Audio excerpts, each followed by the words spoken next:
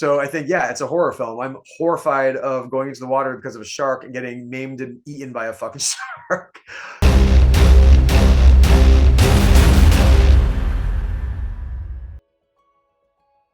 My name is Brandon Perras-Sanchez. I'm from Providence, Rhode Island.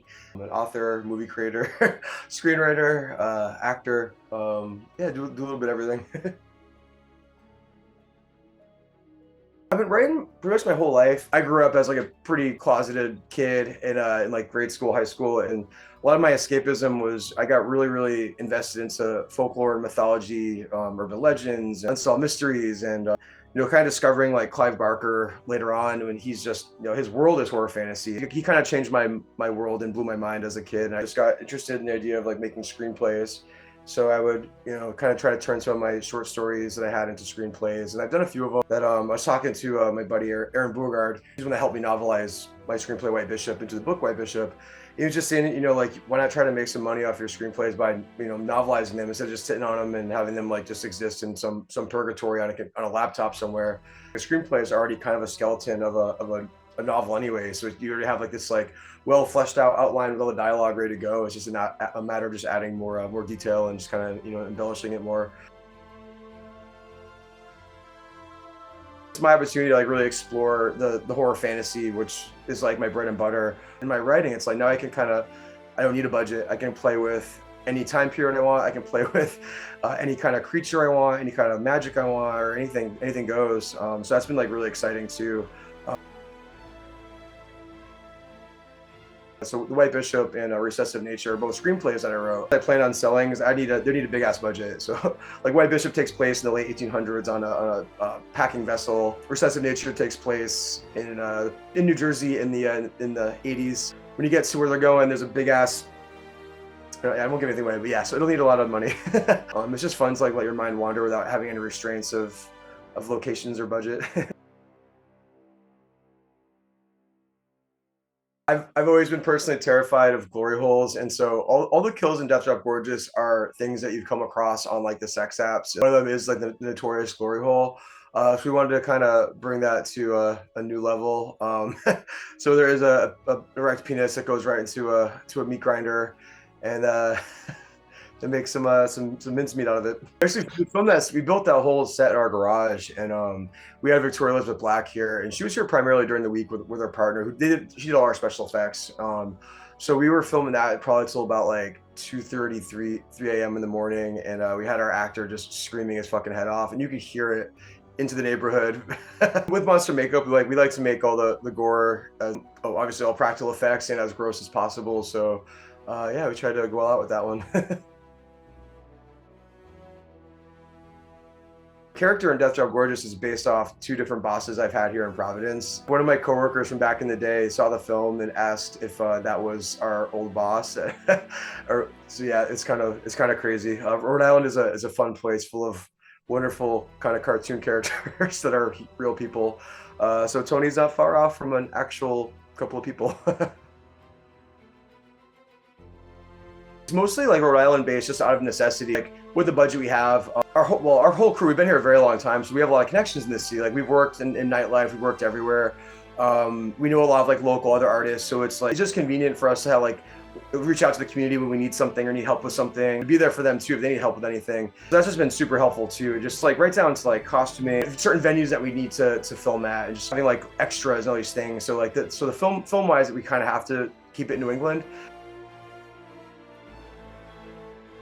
I used to not really watch a whole lot of like shot on video stuff from the 80s and 90s. Like the last like few years I've gotten really into it.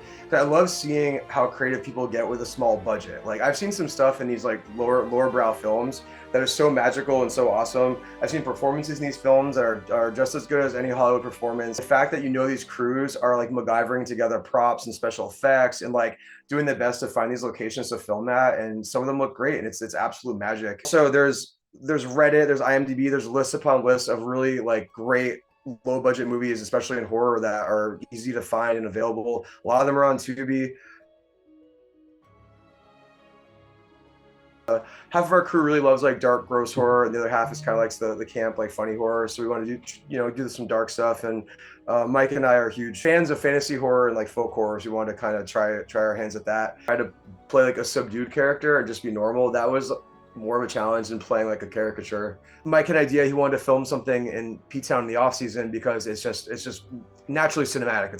The shoreline out there is gorgeous. There is like crazy drug problems out there, and it's just like a really dark, depressing area in the wintertime. Then like spring rolls around, it's back up to parties, and it's bustling with activity. I want to do some folk horror really badly, so I kind of shelled out the skeleton of that story, and then brought it to Mike, and then Mike and I just kind of went from there. And Mike wrote the dialogue. We just kind of like tweaked things here and there, and kind of popped that one out. All drag usually comes like a little like kernel of camp with it. Drag queens are just film well. I mean, they're colorful, they're vibrant, like fill up a screen. We wanted to make all the daytime scenes like the doldrums of like your 40-hour week job, boring drab worlds. So we made sure the color palette during the day was just like blah. At night, it was just like we hyper colorized everything and made it just like bright. And in the mind of these queens, sometimes like this larger than life just arena of like gay nightlife. Every time these queens are on screen, like it just played so well into that, like just the vibrancy of filming them. They're also kind of already good at acting. I mean, a lot of what they do is performance, and so a lot of them that were non-actors did a really good job. I think they have like a showman quality to them already.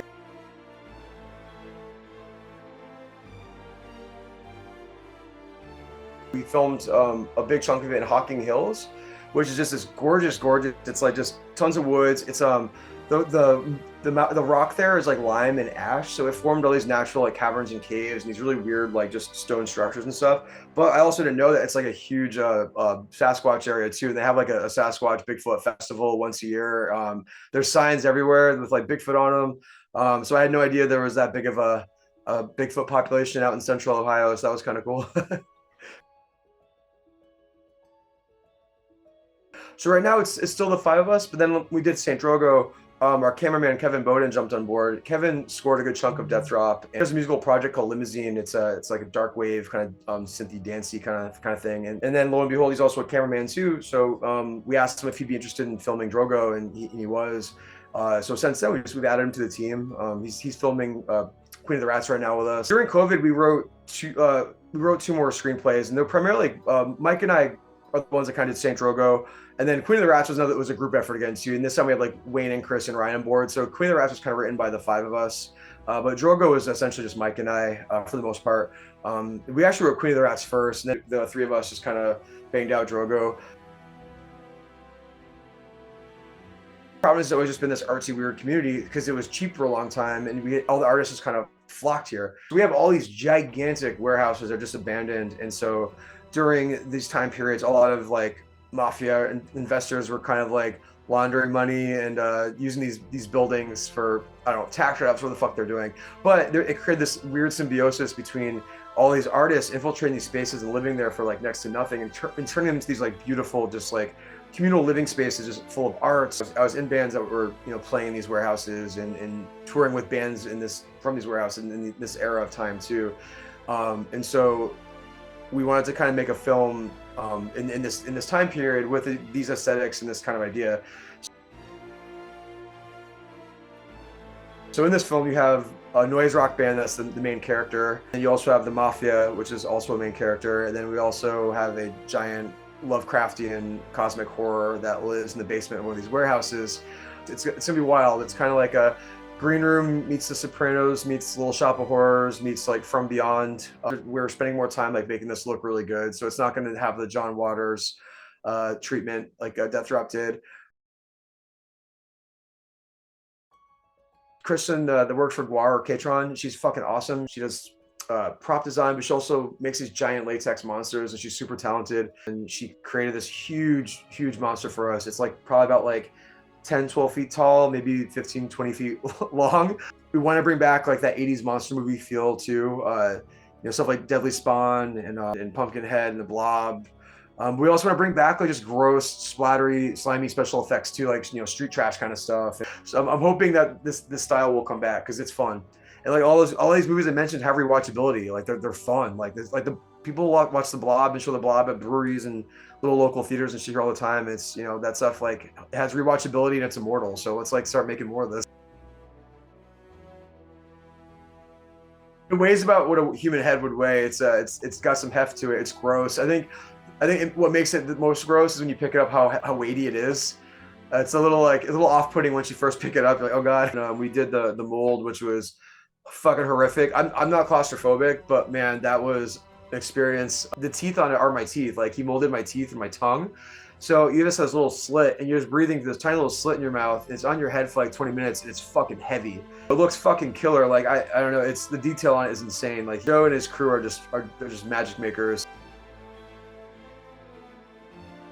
I was working at the bar, and the question of is Jaws horror came up, and it's wild. Jaws scared the fucking shit out of me when I was a kid. I think most people that have complexes of sharks are because of Jaws. I love the ocean. Like I want to get scuba certified at some point in my life, but like it's the only thing that stops me is like sharks, and it's like the chances of me getting attacked by a shark are so tiny, but like Jaws just fucked my brain up forever. So I think, yeah, it's a horror film. I'm horrified of going into the water because of a shark and getting maimed and eaten by a fucking shark. I remember I was at my cousin's house, and her and her friends were watching A Nightmare on Elm Street 2 on USA. I thought it'd be cool and like hang with the girls and watch Nightmare on Elm Street 2. And I remember just going home and being completely fucking mortified, like bringing my like blanket in my parents' room and sleeping on the floor. Just fucking Freddy Krueger wreaked havoc on me when I was a little kid for a very long time. It's like ruined took hours of sleep away from me. When you're a kid like that, then that stuff starts fascinating you. So then like you start trying to catch glimpses of it, and then you couldn't escape Freddy Krueger. He's on MTV all of a sudden. He's in commercials everywhere. And then like obviously like one thing leads to another, and like you're seeing like bits and pieces of Friday the 13th, and then now I'm scared of fucking Jason, and like you kind of build from there. But there's that morbid curiosity when you're a kid that you keep digging deeper. Like horror fans, not like we can go through haunted houses and that shit doesn't scare me. It's just fun. But like when I was a little kid, it was terrifying. And like I think you're always kind of chasing that dragon of like feeling that real fear again. It's really hard to get that from films. I think the last movie that actually kind of like raised some hairs in my neck was the ending of Horror in the High Desert, the first one. There's some scenes in there that got me. And I love that feeling. And like I crave it and hunt for it and film all the fucking time. It is so rare. But I think like that's what horror fans and why they want that. It's a fun. It's a weird experience you don't get to feel often. And as human beings, like we're always kind of looking for some kind of experience that our body enjoys and or our brain enjoys. Hopefully get to the point where I can do either writing or filmmaking full time, or at least be able to work just a part-time job and write and make films. Like it'd be nice to just not have to work a million hours a week. So that's dream number one. I guess as anybody's just turning your hobby into a career is a dream. Don't do this all on your own. If you have too much on your plate, it's not going to get done. We all started filming Death Drop. We reached out to a lot of fellow filmmakers. Some of them that were like making way bigger shit than we were that we didn't think would respond that did. So like it was kind of cool, and we learned a lot from them too. There's so much free technology out there too for editing and for filming. Like your camera on your phone is better than film from cameras that were used like 10 years ago, and you can film a whole movie with them. Like DaVinci is a free editing program that's just as good as Final Cut, just as good as Premiere, that you can get for free to edit on. You can get cheap lights on Amazon. You don't have to get like big fancy lights. You just have to maybe watch a YouTube tutorial on lighting a scene, or how to do it. And anyone on our crew wants to hand down any knowledge we have, because like we want to see horror fill the world. Yeah, I should just fucking go for it. Fuck the rules. There are no rules with filmmaking.